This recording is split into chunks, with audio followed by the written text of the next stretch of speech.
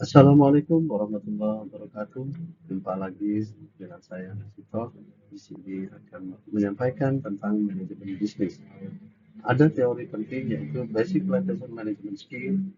Yang kedua, sistem perencanaan dan pengendalian manajemen. Yang ketiga, Basic Problem Solving dan Decision Maker. Basic Plantation Management Skill adalah serangkaian kemampuan untuk mengelola dan mengkoordinasikan sumber daya manusia, waktu, dan aset dalam operasional perkebunan agar berjalan efektif dan mencapai tujuan yang ditetapkan. Usaha perkebunan adalah usaha yang meliputi kebun dan pabrik yang bekerja sesuai dengan sistem yang baku, sehingga membentuk komunitas dan berinteraksi dengan lingkungan sekitar. Pelaku usaha di Indonesia memanfaatkan lahan lebih dari 21 juta hektar bergerak di bidang perkebunan, terdiri dari 72% rakyat, 22% swasta, dan 6% dikelola oleh negara.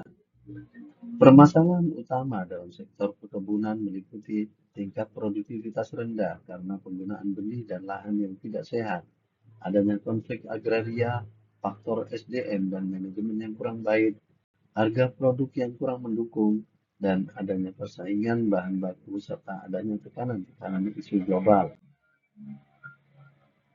Teori berikutnya yaitu sistem perencanaan dan pengendalian manajemen. Manajemen dapat diartikan sebuah proses yang biasa kita kenal sebagai POAC, Planning, Organization, Executing, dan Controlling, yang bertujuan untuk mencapai target organisasi. Sistem perencanaan dan pengendalian manajemen adalah suatu sistem terintegrasi antara perencanaan, proses, strategi, penganggaran, pencatatan, pertanggungjawaban dalam menjalankan organisasi agar perusahaan dapat mencapai tujuan secara efektif dan efisien. Manajemen dikatakan berhasil apabila mampu mencapai tujuan organisasi secara efektif dan efisien melalui manajemen yang baik dengan mengoptimalkan sumber daya yang ada dan memastikan tim bekerja secara produktif dan kohesif. Selanjutnya yaitu teori basic, problem solving, dan decision maker, pemecahan masalah dan pengambilan keputusan. Setiap manusia selalu dihadapkan kepada masalah, di mana pengambilan keputusan harus diambil untuk menentukan yang terbaik dan mencapai tujuan yang diinginkan. Pengambilan keputusan diperlukan proses langkah demi langkah yang berfokus pada identifikasi masalah, analisis info atau data dari berbagai sumber yang memilih alternatif dan penyelesaian masalah. Dengan demikian, tujuan dapat tercapai.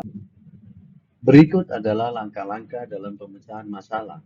Yang pertama yaitu mendefinisikan masalah, di mana kita menetapkan prioritas dan merumuskan pernyataan masalah. Yang kedua, analisis sebab, mencari penyebab dari sebuah akar permasalahan. Yang ketiga, mencari solusi, menetapkan langkah yang mau diambil dalam permasalahan. Yang keempat adalah rencana tindakan, berisikan detail rencana kegiatan apa untuk merealisasikan solusi yang sudah terpilih.